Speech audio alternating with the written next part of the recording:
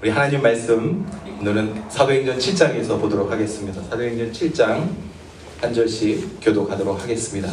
제가 먼저 46절 읽도록 하겠습니다. 이 성경 읽을 때에 스데반 집사님이 왜 순교하셨는지 한번 그것도 한번 생각하면서 읽었으면 좋겠습니다. 46절 다윗이 하나님 앞에서 은혜를 받아 야곱의 집을 위하여 하나님의 처소를 준비하게 하여 달라고 하더니 솔로몬이 그를 위하여 집을 지었느니라. 그러나 지극히 높으시는 이는 손으로 지은 곳에 계시지 아니하시나니 선지자가 말한 바 주께서 이르시되 하늘은 나의 보좌요 땅은 나의 발등상이니 너희가 나를 위하여 무슨 집을 짓겠으며 나의 안식할 처소가 어디냐. 이 모든 것이 다 내 손으로 지은 것이 아니냐 함과 같으니라. 목이 곱고 마음과 귀에 할례를 받지 못한 사람들아, 너희는 너희 조상과 같이 항상 성령을 거스르는도다. 너희 조상들이 선지자들 중에 누구를 박해하지 아니하였느냐. 의인이 오시리라 예고한 자들을 그들이 죽였고 이제 너희는 그 의인을 잡아 준 자요 살인한 자가 되나니 너희는 천사가 전하는 율법을 받고도 지키지 아니하였도다 하니라. 그들이 이 말을 듣고 마음에 찔려 그를 향하여 이를 갈거늘 스데반이 성령 충만하여 하늘을 우러러 주목하여 하나님의 영광과 및 예수께서 하나님 우편에 서신 것을 보고 말하되 보라 하늘이 열리고 인자가 하나님 우편에 서신 것을 보노라 한데 그들이 큰 소리를 지르며 귀를 막고 일제히 그에게 달려갔다. 다같이 성 밖으로 내치고 돌로 칠세. 증인들이 옷을 벗어 사울이라 하는 청년의 발 앞에 두니라. 아멘. 어떠십니까? 오늘은 비교적 우리가 긴 본문을 읽었는데 이 본문을 여러분 저와 함께 교독하시면서 스데반이 왜 순교했다고 생각하시게 되었습니까? 사실 이 스데반의 설교는 7장 전체에 길게 소개되고 있는데 스데반이 순교한 이유가 설교를 길게 해서는 아니겠죠.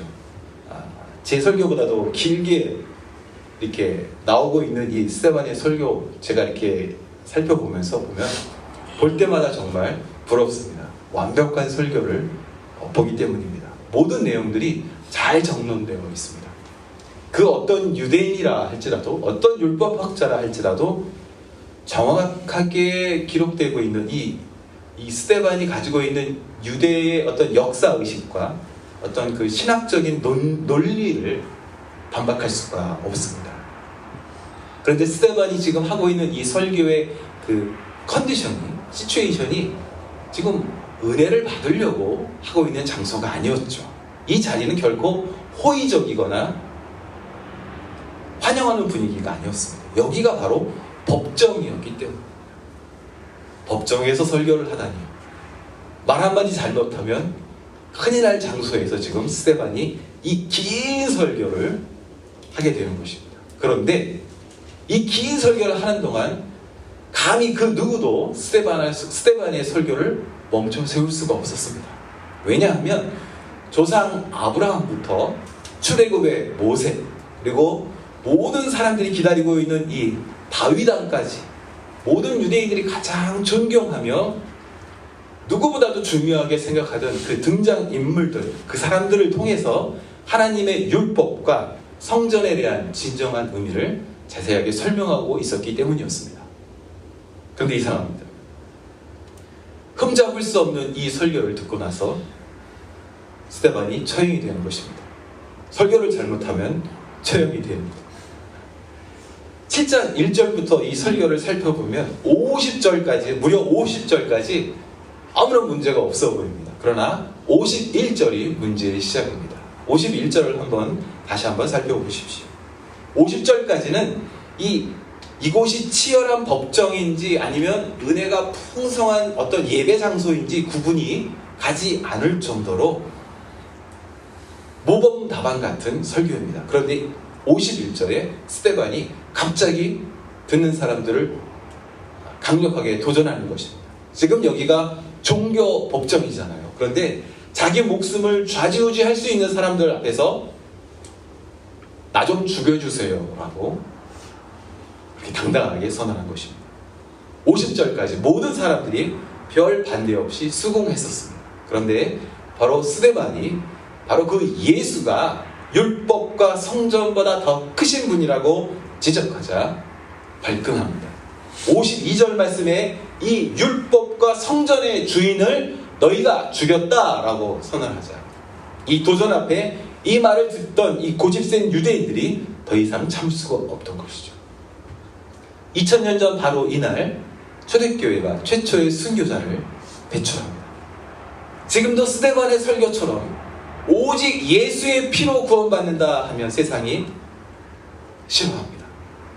교제가 구제하고 교육 사업하고 뭔가 주변에 도움이 되는 일을 할 때에는 이 교회 제법 열려있네, 대화가 되네, 그렇게 칭찬하는 교회를 대하지만 왜 교회가 이런 일을 하는지 그 진짜 이유를 밝히기 시작하면 세상은 언제나 교회를 부담스러워합니다.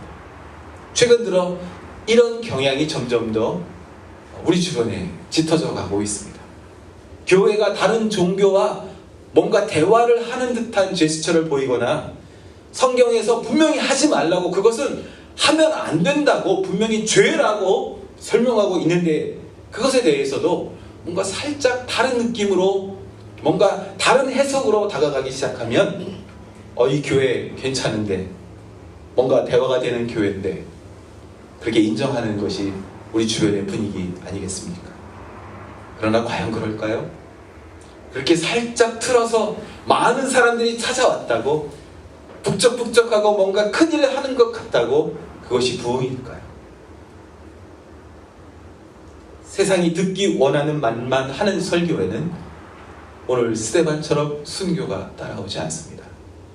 메시지를 통해서 처형의 결과가 없다면 그 목사는 종교 자영업자일 뿐일 것입니다.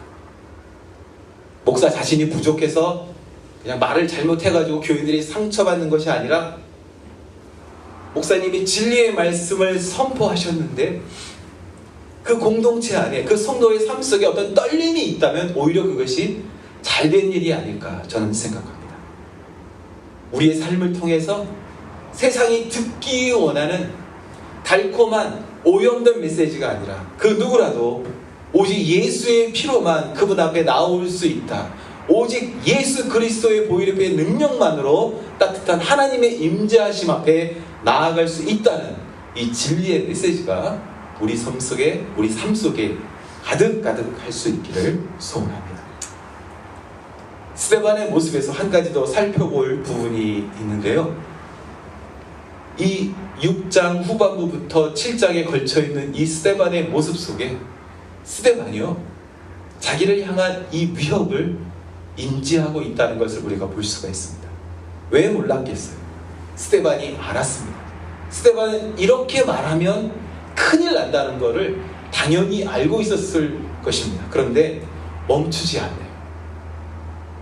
처형이 불보듯 뻔한데 위협을 피하지 않습니다. 6장 13절 말씀에 보시면 이 법정 공방이 왜 시작되었는지 우리가 알 수가 있습니다. 같이 한번 읽어보도록 하겠습니다. 13절 시작. 거짓 증인들을 세우니 이르되 이 사람이 이 거룩한 곳과 율법을 거슬려 말하기를 마지 아니하는도다. 그의 말에 이 나사렛 예수가 이것을 헐고 또 모세가 우리에게 전하여 준 규례를 고치겠다 함을 우리가 들었다. 거짓 증인들이 불려 나왔습니다. 스데반을 지금 고소하는 것입니다. 스데반을 잡기 위해 세웠습니다. 지금 초대교회는요, 들판에 번지는 불처럼 120명에서 시작된 이 공동체가 갑자기 3,000명, 5,000명 날마다 기하급수적으로 늘어나고 있는 상황이었습니다. 교회가 이렇게 급격하게 성장해 버리면 로마가 주목하게 되죠. 로마가 주목하면 로마의 비호 속에 기득권을 누리던 이 종교 지도자들이 그 권력을 잃어버릴 가능성이 커지게 되는 것입니다. 그렇기 때문에 이 종교 지도자들은, 이 종교 시스템은 이 공동체를, 새로운 공동체의 부흥을 더 이상 두고 볼 수가 없었습니다. 이 문제를 해결하기 위해서 구체적인 함정을 놓는데 거짓 증인을 세워 올무를 놓는 것입니다. 6장 8절 말씀해 보시면 초대교회 리더들 중에 스데반이 가장 돋보이는 상황이었습니다. 스데반이 은혜와 권능이 충만했고 큰 기사와 표적을 민간에 많이 행하고 있었기 때문에 스데반이 눈에 띄었습니다. 바로 이 스데반을 타겟팅하죠. 스데반도 이 사실을 알고 있었습니다. 스데반이 눈치 없이 아무 말이나 막 하는 그런 미련한 사람이 아니었습니다. 그의 설교를 보십시오. 명석한 사람입니다. 그러나 멈추지 않습니다. 대제사장이 스데반에게 질문을 합니다. 무려 대제사장이 스데반에게 질문을 하는 것이에요. 그 질문할 때 아니요, 저는 그런 말 한 적 없는데요, 또는 제 말의 원래 뜻은요 하며 이런저런 설명을 덧붙였다면 이렇게 비참한 처형의 결과는 아니었을 수도 있습니다. 그런데 스데반이 피하지 않습니다. 다 알지만 무엇이 기다리고 있는지 충분히 이해하고 있었지만 당당히 대답합니다. 네, 나는 유죄입니다. 나는 유죄입니다. 당신이 고소하는 그 내용대로 나는 당신들의 법에 의해 유죄입니다. 사람들이 스데반 앞에 돌을 쌓아놓고 지금 고소하고 있는데 멈추지 않았던 것이죠. 모든 사람의 본능은 위험을 직감하면 당연히 피하려 하지요. 제가 이 말씀을 준비하며 스데반이 꼭 이렇게까지 했어야 했을까 질문해 보았습니다. 설교를 통해 나타나는 스데반의 그 명석함과 성령 충만한 사역의 모습을 보면 사실 베드로나 바울서도 같이 큰 사역자가 될 그 가능성이 충분해 보입니다. 그런데 스데반이요, 돌을 들고 서 있는 사람들 앞에서 멈추지 않습니다. 스데반의 이 모습을 보면 오히려 돌을 들고 던지려 하는 그 사람들을 향해 가속 페달을 밟는 것을 볼 수가 있습니다. 우리 모두 위험 앞에 본능적으로 멈췄으길 합니다. 그런데 스데반이 스스로 불구덩이 속으로 들어가는 모습을 보게 됩니다. 주님을 따라왔던 많은 사람들은 그 자리를 모면하기 위해서 몇 번씩 예수님을 부인하기도 했었고, 다가오는 위협 앞에서 살짝 다른 길을 찾기도 했었는데 스데반이 그냥 직진하는 것을 볼 수 있습니다. 현재 우리 주변의 많은 교회에서 어떻게 하면 고난 없이 평안할 수 있는가에 대한 특강이 넘쳐나고 있습니다. 찬양도 보면 부드럽고 은혜로운 축복의 가사들이 인기이죠. 내 모든 것을 주님께 드립니다 라든지 내 생명을 주님께 드립니다 하면 이런 가사들은 부담스러워합니다. 그러나 주님께서는 우리에게 진리의 말씀을 알게 하십니다. 의를 위하여 핍박을 받는 자는 복이 있나니 천국이 그들의 것입니다. 복을 사모하는 자가 복을 받는 것이 아니라 예수 이름을 위하여 핍박을 받는 자가 복이 있다, 우리에게 말씀해 주십니다. 누구든지 나를 따라오려거든 자기를 부인하고 자기 십자가를 지고 나를 따를 것이니라 말씀하십니다. 오늘 이 자리에 이 진리의 말씀을 듣는 우리들은 우리 앞에 반대가 있고 우리를 조롱하는 말들이 기다리고 있다 할지라도 주님의 정결한 신부가 되기를 소원하시며 주님의 나라를 위한 즐거운 날로 헌신하는 삶의 기쁨을 누리시기를 축복합니다. 스데반의 행동에서 한 가지 더 특이한 점이 있다는 것을 제가 발견하게 되었습니다. 스데반이 처형당한 이유는 긴 설교 때문만은 아니었겠죠. 저는 오늘도 짧게 설교하려고 노력하고 있습니다. 유대인들이 도저히 받아들일 수 없는 이유가 스데반에게 있었습니다. 그 이유가 지금 현대교회도 마찬가지인데 종교가 가장 싫어하는 이유입니다. 56절 말씀을 다 같이 읽어보겠습니다. 56절 시작. 보라, 하늘이 열리고 인자가 하나님 우편에 서신 것을 보노라. 이거 종교가 제일 싫어하는 그런 모습입니다. 스데반이요, 그 영안이 열려서 성령 충만하여서 자기가 본 것을 이야기할 때 군중이 폭발합니다. 스데반이 영안이 열려서 주께서 보여주시기 때문에 보았던 장면이었습니다. 그것을 말할 때 종교가 처형합니다. 종교는요, 우리가 하나님을 보지 못하게 만듭니다. 종교는 우리가 보는 것을 우리가 본 것에 대하여 말하지 못하게 합니다. 혹시 우리의 신앙생활이 하나님을 보지 못하고 성전만, 율법만, 사역자만 보고 있는 것은 아닌가요? 성전과 율법은 하나님의 나라를, 하나님을, 예수님을 설명하는 도구일 뿐입니다. 우리가 그 진정한 주인 되신 예수님을 보는가, 그 그림자를 보는가 깨어나야 합니다. 우리가 무엇을 보기를 원하고 있습니까? 하나님께서 우리에게 그분의 정결한 보혈의 피를 허락하신 이유는 우리가 그 안에 들어가 그분과 함께 먹고 마시며 교제하기 위함이지, 우리 주변에 아직도 많은 종교인들이 문 밖에 서서 잔치 소리를 듣는 것에 만족하고만 있습니다. 현대교회에서도 하나님을 본다고 하면 큰 문제가 생깁니다. 종교가 보여주는 대로 해야지 그렇게 가르치죠. 너 혼자 하나님을 본다고? 너가 하나님을 볼 수 있다고? 하나님 만나면 죽어. 그렇게 겁을 주기도 합니다. 정말 그런가요? 절대 죽지 않습니다. 아브라함도 모세도 다윗도 하나님 앞에서 그들의 얼굴을 가리워야 했지만 예수 안에 있는 우리는요, 오히려 예수 그리스도의 보혈의 피의 능력으로 감히 그분 앞에 설 수 있게 된 것입니다. 죽을 수밖에 없었던 이 죄인이 이제는 그분 앞에서 그분이 듣기 원하시는 사랑의 노래를 부를 수 있게 된 것이죠. 기억하십시오. 성전의 휘장이요, 이미 2000년 전에 반으로 나뉘어졌습니다. 아직도 많은 성도님들이 성전의 휘장을 다시 꼬매고 있습니다. 나는 절대 보지 않을 거야. 그렇지 않습니다. 하나님께서 이 복음을 우리에게 전해주시기 위하여 단번에 십자가에서 제물이 되어주셨습니다. 그분이 죽으심으로 그 장막이 위에서부터 아래로 완전히 갈라지며 이제는 지금까지와는 다른 전혀 새로운 길을 우리에게 보여주셨던 것입니다. 이제 우리에게는 동물의 피나 제사장의 능력이 필요 없습니다. 이 모든 일을 대제사장 되신 예수님께서 십자가에 의해서 단번에 해결해 주셨기 때문입니다. 우리 주변에 많은 교회 공동체가 아직도 책 위에 설명되어진 그 그림자만을 예배하는 걸 보게 됩니다. 좋은 물건을 선물 받았는데 그 물건을 사용하지 못하고 사용 설명서에서만 만족하고 있는 것이죠.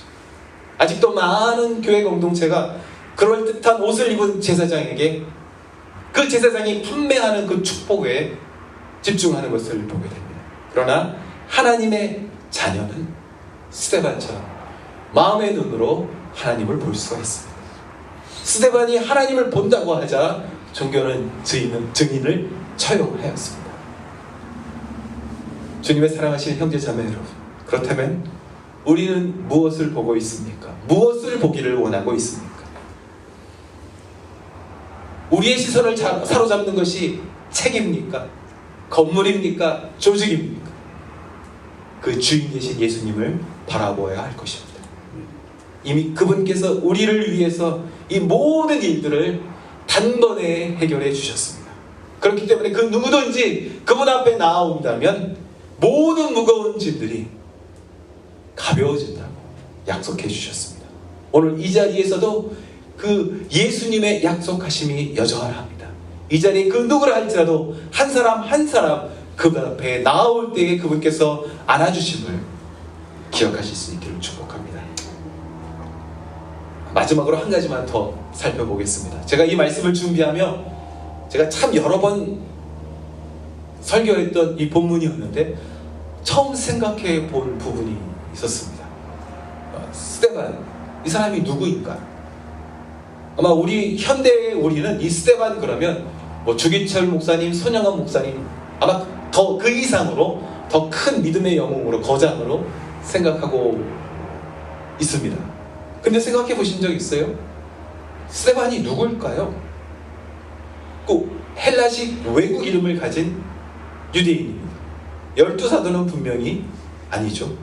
누굴까요? 혹시 비교적 예수님을 가까이에서 따라다녔던, 그래서 예수님의 어떤 부활과 승천까지 목격했던 500성도 중에 한 명일까요?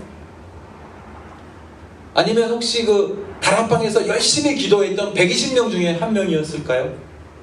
누굴까요, 이 사람이? 이 사람 이름이 헬라식 유대인입니다.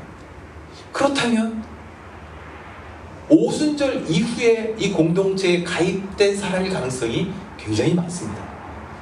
확실하지는 않지만 제 추측에 아마도 첫 번째 설교의 3,000명 중에서 또는 2차 설교의 5,000명 중에서 새롭게 회개해서 이 공동체에 더해졌던 헬라파 유대인 중에 한 명이었을 가능성이 굉장히 많습니다. 우리가 알고 있는 이 스데반 배경이나 이야기가 없어요. 성경에 우리가 자세히 알 수가 없습니다. 아는 것은 7 집사님 중에 한 명이었고 엄청난 위협 속에서도 주눅들지 않고 천사와 같이 얼굴이 빛났던 사람, 돌을 들고 서 있는 사람 앞에서도 진리를 외쳤던 사람이고 영의 눈으로 무려 보호자 우편에 예수님을 보았던 사람, 아주 대단한 사람, 그것이 우리가 알고 있는 전부입니다. 그런데 이 대단한 사람이, 저의 질문은 이 대단한 사람이 크리스찬으로 살았던 기간이 얼마나 될까? 라는 질문. 그 기간이 얼마나 되었을까? 그 기간을 가장 길게 잡는다 해도 아마 오순절 다락방에서 지금 이 순교의 순간까지 몇 개월 안 될 것 같아요.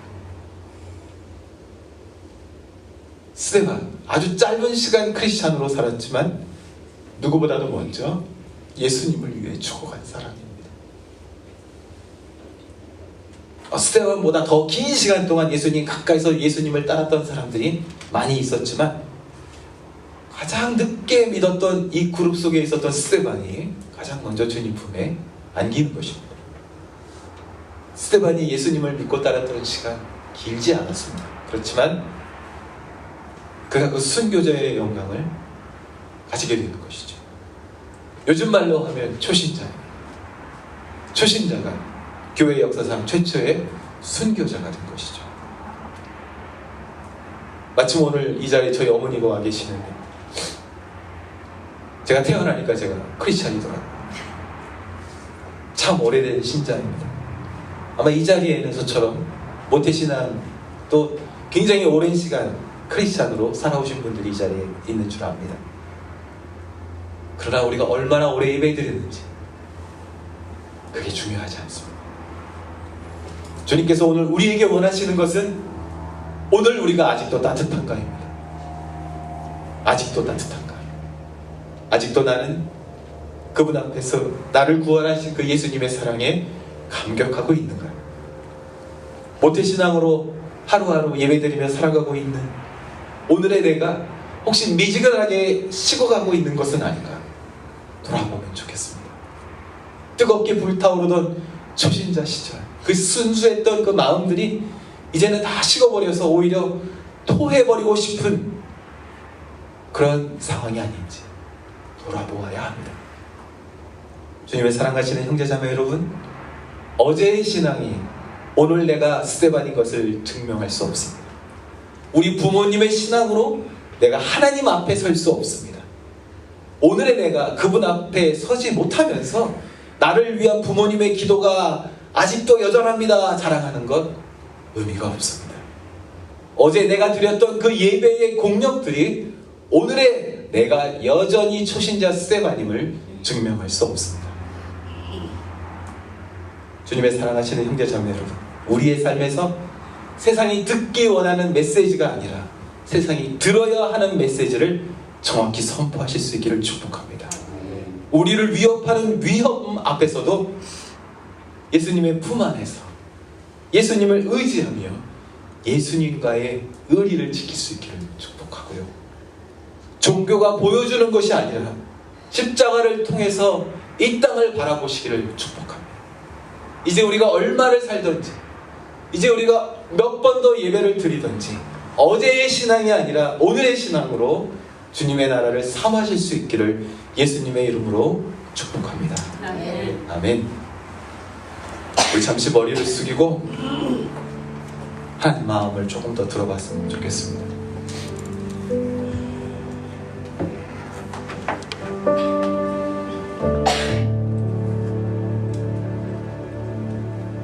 스데반의 증언을 보면요, 특이한 점이 하나 있는데, 스데반이 하나님 우편에 예수님을 보았는데 그 주님이 일어서셨다라는 표현이 있습니다. 보통 다른 성경에서 예수님은 항상 보좌에 앉아 계시는 것으로 묘사되는데, 특이하게도 딱 이곳에서만 일어서시는 모습으로 보여집니다. 사랑하는 성도가 순교하는 순간에 그분께서 그 자리에서 일어서고 있으시네요. 우리 힘으로, 우리 믿음으로, 우리 결심으로 그 자리에 설 수 없죠. 오히려 내가 지금 설 수 있습니다 라고 말한다면 그게 오히려 이상한 것이죠.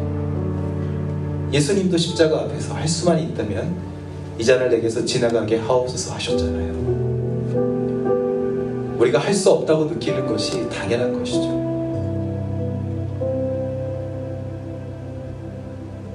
그러나 우리가 기억해야 하는 것은 스데반이 성령 충만하여 보았던 것처럼, 만약 우리가 그날 그곳에 서야 한다면, 그 돌무더기 앞에 우리가 서야 한다면 주님께서 우리를 위하여 일어서신다는 것이에요. 그분께서 우리를 위해서 먼저 자리에서 일어서셔서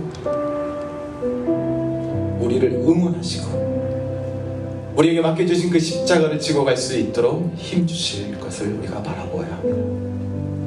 내 믿음으로 내 현재 충만한 어떤 믿음의 모습으로 그 자리에 설 수 있는 것이 아니라 그분께서 우리를 세워주시고 두 팔별로 우리를 환영해 주시기 때문에 우리가 설 수 있을 것입니다. 오직 그리스도의 피의 능력이 이 모든 일들을 가능하게 해주셨습니다.